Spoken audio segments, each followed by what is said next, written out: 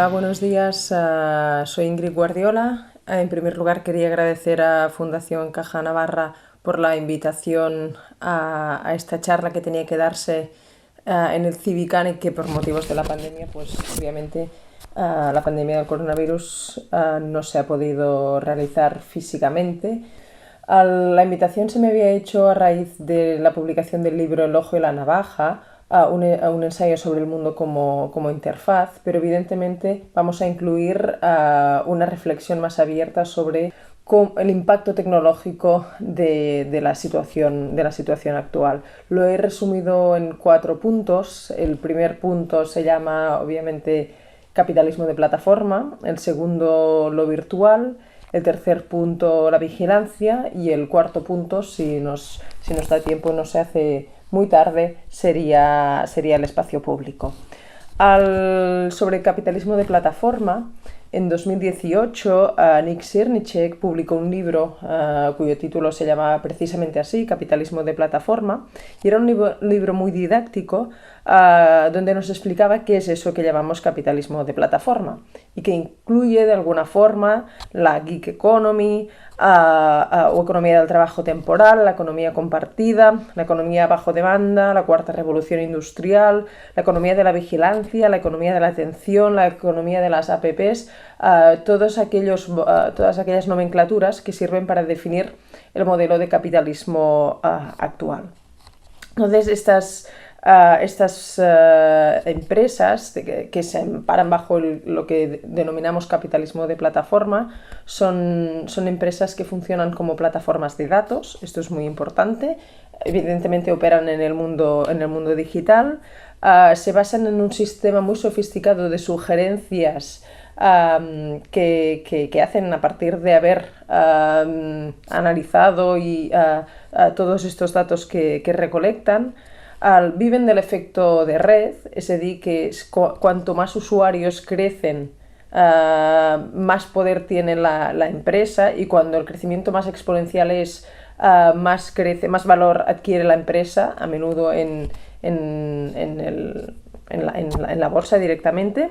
Entonces, y son espacios que pueden crecer de una forma muy rápida porque no necesitan de infraestructuras pesadas ni de gran capital humano, solo necesitan más servidores y poca cosa más para simplificar. Entonces hablamos de empresas como Netflix, como Amazon, como Google, como Facebook, como Uber, como Airbnb. Con el confinamiento, precisamente lo que se ha visto reforzado son estas empresas. Entonces la situación es un poco más capitalismo de plataforma, pero como todo depende como toda buena oferta depende también de la demanda, y este gran poder acumulado por estas empresas transnacionales, esto es importante también decirlo, depende solo de la conducta, digamos, de los usuarios. Y creo que es importante que cuando salgamos del confinamiento y empecemos a hacer una vida más rutinaria, es que decir normal es peligroso, porque la normalidad precisamente era el problema. Se ha visto en muchas pintadas, y razón no falta a esta observación de que la normalidad era el problema. Cuando de alguna forma podamos decidir qué hacer con nuestro día a día, entonces seguramente tendremos que apelar al etólogo o a la conducta ética que imprime esta situación. Además, cabe añadir que estas empresas utilizan un modelo bazar, un modelo que es muy opaco en cuanto a cómo usan esta gestión de datos, y muy jerárquico, y donde la imagen de marca invisibiliza de alguna forma a los productos, ¿no? Importan menos los nombres, los títulos, que directamente la marca. De tal forma que la mayoría de productos acaban siendo devaluados.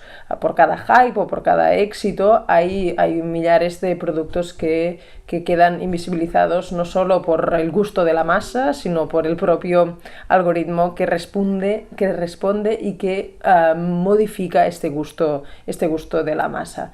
Estas empresas son muy poco meritocráticas, en el sentido de que proponen una best choice o una opción recomendada por la propia empresa, según ellos es la opción de los usuarios, pero bueno, es fácil pensar que no deja de ser una estrategia para que la gente, digamos, escoja de forma conductista, de forma muy manipulada esta opción, ¿no? Si te la ponen, si te la recomiendan, si inventan todo un storytelling para darte a ver que esta es la mejor opción, tú como usuario incompetente con tanta oferta detrás será muy difícil que escojas otra cosa.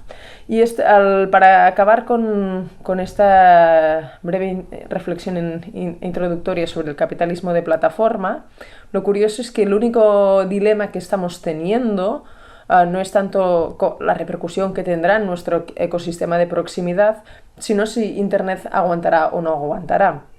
Lo bueno de esto es que nos hace conscientes de lo material de Internet, de que Internet no es un espacio ingrávido, inmaterial, inocuo, inodoro, sino que está hecho de cables, de servidores, de mucha materia, con una huella ecológica muy importante, y esto se está estudiando mucho en los últimos años, la huella ecológica de Internet. Y entonces, como mínimo, sirve para hablar de esto, ¿no? Pero que el dilema sea si aguantará o no aguantará Internet debería hacernos sospechar de nuestro lugar en el mundo, no de otra cosa. Entonces voy a abordar el segundo tema, que no es un tema sencillo, es un tema de ámbito tecnológico, pero también filosófico y evidentemente social, que es lo virtual. Cómo de alguna forma el confinamiento nos ha replanteado nuestra relación con lo virtual. En primer lugar, decir que no es un concepto que podamos desarrollarlo de forma binaria, es decir, lo real frente a lo virtual o lo físico frente a lo virtual. No es ni tan sencillo ni tan demagógico. En el libro de El ojo y la navaja indico que lo virtual no es solo este mundo de pantallas conectadas, este mundo de píxeles, esta carne de píxeles que diría Agustín Fernández Mayo, sino también toda relación que fomenta o que se basa en una relación abstracta, especulativa, que ofrece un choque de lenguajes disímiles, por ejemplo, el turismo salvaje, las ciudades franquicia, todas aquellas formas de vida que son fruto de un cálculo matemático, son fruto de un modelaje previo, de ahí su cuota de virtualidad, digamos. Es cierto que esta situación hace que nos acojamos a la tecnología como instrumento único de comunicación con nosotros, y esto lo deja en una situación muy privilegiada, pero también es verdad que hace que tomemos esta comunicación a distancia, virtual, mucho más en serio, le demos mucho más valor, entendamos el valor de comunicarnos con nosotros. Esto ha pasado. De todas formas, ha habido mucho ruido ante la incertidumbre de la situación, porque este es su principal fundamento, la incertidumbre.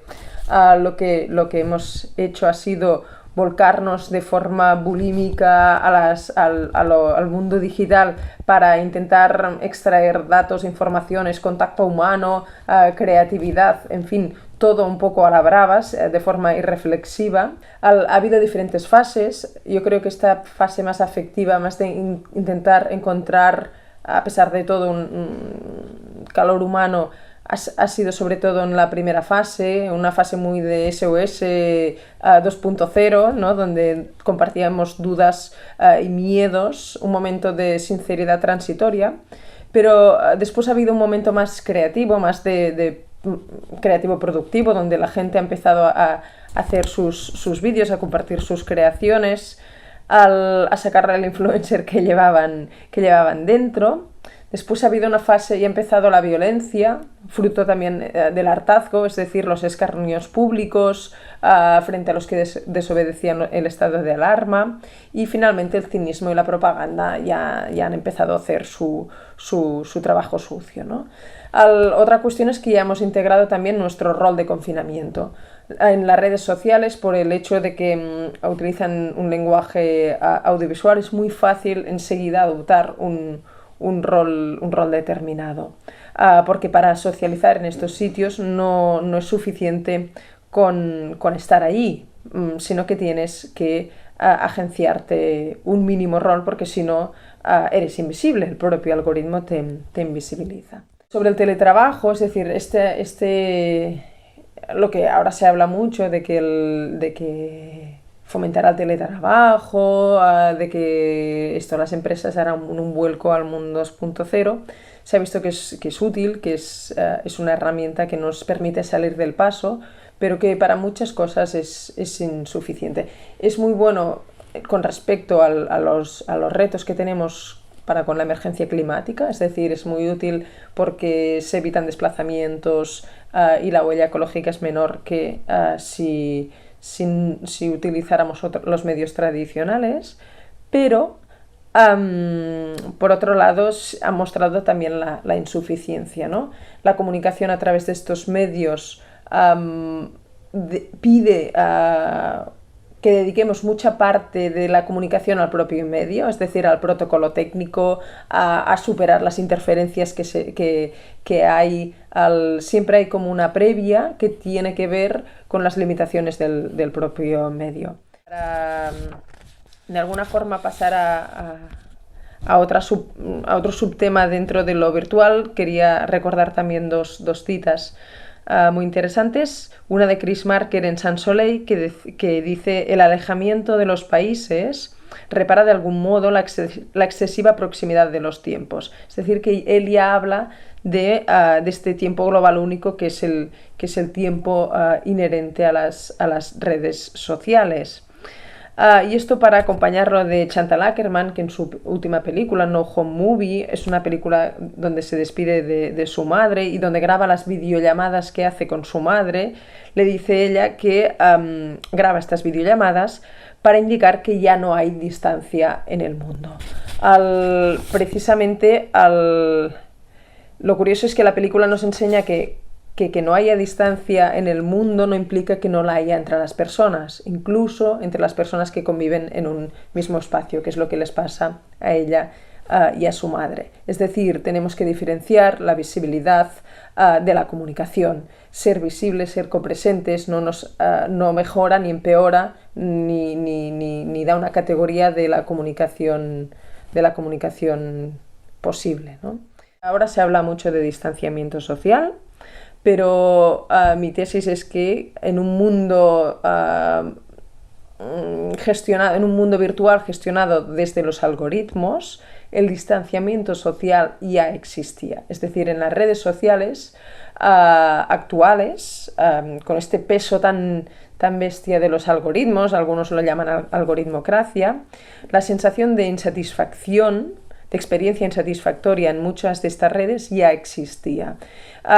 Y eso porque los algoritmos fundan la comunicación en la polarización, en los filtros burbuja, en anular las voces divergentes, en promocionar las voces que ya son aplaudidas o que tienen su agora masiva, en las relaciones asimétricas. Entonces, todo ello hace que el distanciamiento social sea, de hecho, casi una condición sine qua non para que funcionen las redes sociales. Dos cuestiones más. Una es el espacio virtual como trampantojo. De alguna forma, esta excesiva relación que estamos manteniendo con el ágora virtual también nos hacen más, si bien nos hace muy evidente la necesidad que tenemos de la tecnología digital conectada en un mundo globalizado, también nos hace evidente lo tramposo del artefacto. Primero porque, claro, lo que nos ha unido a todos de alguna forma a nivel online ha sido un problema común. Esto nos ha ayudado. El hecho de que todos estuviéramos volcados en un problema común ha hecho de las redes un lugar significativo, un lugar con un cierto valor social. Pero a la vez el problema, como es un enemigo invisible, microbiológico, irrepresentable, que solo se ha explicado desde los datos, ha hecho que la experiencia que tuviéramos del conflicto fuera muy irreal. Es decir, un paso más en la historia de la relación entre los medios y el simulacro. Que ha sido muy estudiado pues, en los 90 con la guerra del Golfo, luego con el 11 de septiembre y ahora hemos vivido otro momento único en esta relación irrealismo generalizado, gestión de los medios, gestión pública de los medios y conflicto compartido. Otra cuestión sería el de la intimidad. Hemos utilizado estas redes, o sobre todo las redes sociales, para compartir nuestra intimidad y nos hemos dado cuenta de que la intimidad presupone de alguna forma un secretismo, un retiro, unas zonas al margen de la visibilidad ajena, para que sea considerada intimidad, ¿no? Hay un sueño recurrente en la inteligencia artificial, que es el sueño de una intimidad artificial, y la experiencia que hemos tenido estos días es que es imposible, porque la intimidad precisa no solo del contacto, sino también de lo azaroso, ¿no? Para que se dé una relación íntima, la gente debe poder elegir por sí misma lo que dice, cómo lo dice, lo que calla, las formas de expresarse también sin lenguaje verbal, y evidentemente la libertad de pensamiento, ¿no?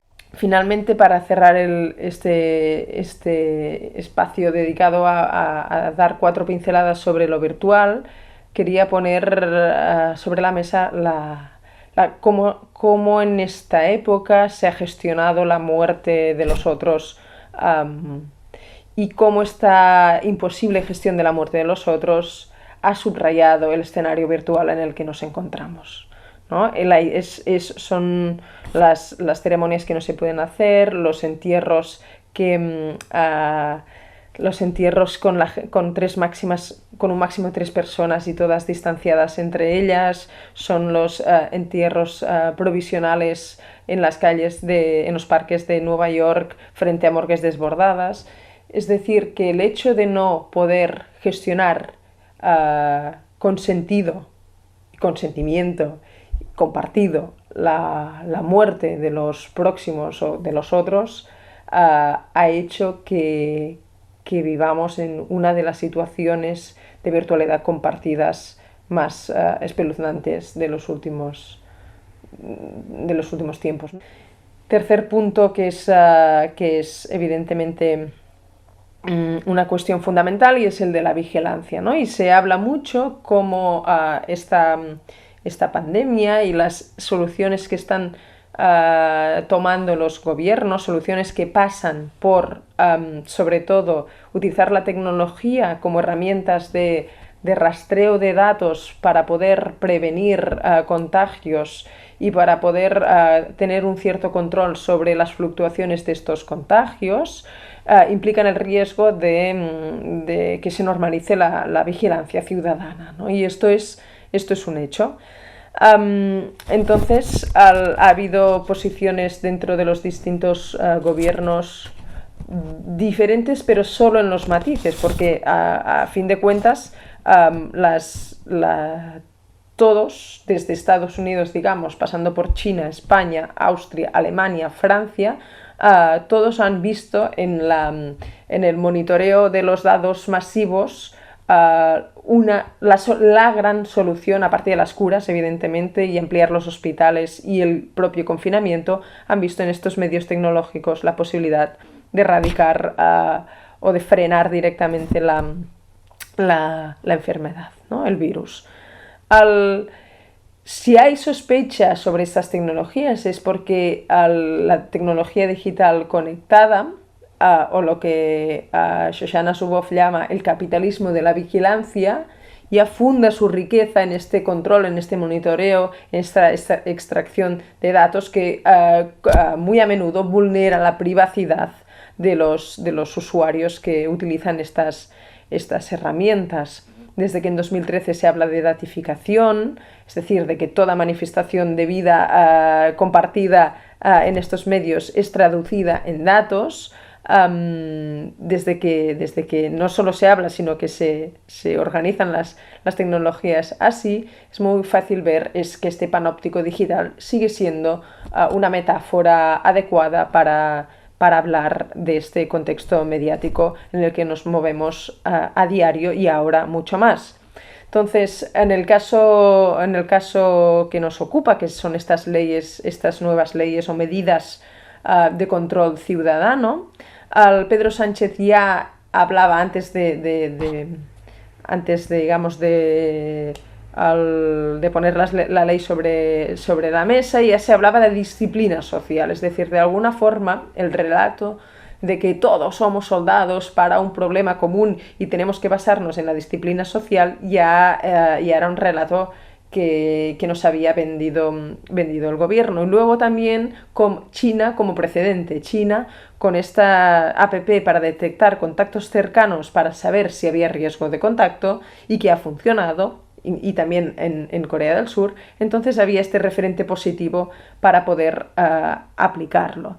China, que como todos sabemos tiene un sistema de crédito social, un sistema de vigilancia ciudadana masiva, que lleva implementando desde el 2014. Es decir, para China es una continuación natural de un sistema de vigilancia ciudadana que antes funcionaba. A la hora de implantar modelos tendríamos que preguntarnos en qué relato cultural se inserta este modelo tecnológico de tecnovigilancia que queremos aplicar. Alemania, el ministro de Sanidad también ha puesto esta posibilidad sobre la mesa, el National Health Service de Inglaterra también, Austria. Y Estados Unidos lo ha derivado hacia la iniciativa privada para intentar evitar una vigilancia gubernamental, dicen ellos, con el MIT, Harvard, Clínica Mayo, Facebook y Uber detrás, ¿no? En esta connivencia, sobre todo entre empresas privadas, pero vigilando, esto es lo que han defendido como ellos, vigilando la privacidad del usuario. En España la orden es la data COVID-19 del 27 de marzo, donde la aplicación permite rastrear 40 millones de móviles desde la geolocalización, con efectos de verificar si se encuentra en la comunidad autónoma en la que declara estar. Y esto podría ser útil, sobre todo porque por si tiene un objetivo epidemiológico, si estos datos se eliminan después de haberse usados con estos fines epidemiológicos, si se usan de forma anónima real, ¿no? Si se puede verificar tecnológicamente que estos datos son anonimizados, y que luego estos serán eliminados. Si esto fuera así, no sería nada alarmante, pero también tenemos que tener en cuenta que hay una previa, que hay un decretazo digital que se aprobó en noviembre de 2019, que permite al gobierno cerrar páginas web que son sospechosas de alterar la seguridad nacional, a la ley Mordaza y cuestiones de este tipo. Entonces, no creo que estemos en un estado de salud democrática y de libertad de expresión lo suficientemente fuerte como para aprobar a ciegas este tipo de leyes que tienen un impacto en el ciudadano mayor de lo que aparenta. Entonces, para ir terminando, el Chaos Computer Club frente a lo que llaman Corona Apps, porque son medidas que están tomando todos los países, ha puesto una lista como de 10 requisitos que se tienen que cumplir para que estas aplicaciones no vulneren los mínimos de los derechos de seguridad y privacidad ciudadana. Para concluir, diríamos que tendríamos que cuestionar de alguna forma al capitalismo de plataforma que se ha impuesto como una de las fuerzas de soberanía privada más bestias de este momento, empresas muchas de las cuales funcionan como gobiernos en la sombra, esto cabe añadirlo. Luego, con relación a lo virtual, al buscar relaciones más complejas entre lo virtual y lo físico, al meditar qué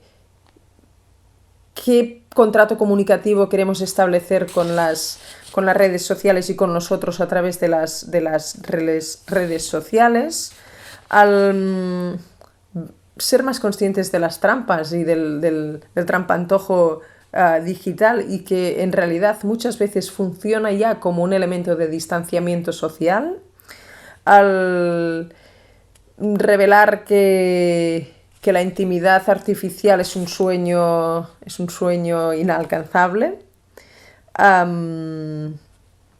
y alertar sobre los peligros de esta vigilancia a tiempo real que promueve las apps de traqueo o de seguimiento de nuestros movimientos diarios, aunque sea con fines tan importantes como la erradicación de un virus, y ver cómo se gestiona estas nuevas herramientas que están empezando a utilizar todos los gobiernos. Creo que incluso este momento de comunicación da prueba de la necesidad de establecer espacios de comunicación social, auténticos corpus physicums, donde la asamblea se encarne y promueva la comunicación entre sujetos, ¿no? Que vaya muy bien y hasta luego.